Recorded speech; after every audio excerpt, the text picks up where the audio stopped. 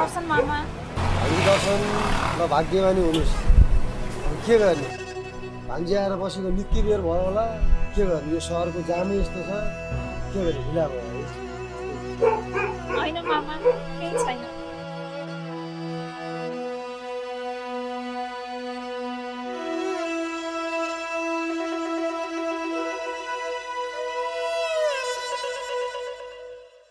भान्जी दिदीको मान्छे कहाँहरूमै कहाँ म त खाइदिन्छु आफूले 7 बजीपछि खाँदै डाइटिङ बसेको मान्छे जुनसुकै बेला हो भान्जी खान्छ खाइदिन्छु म त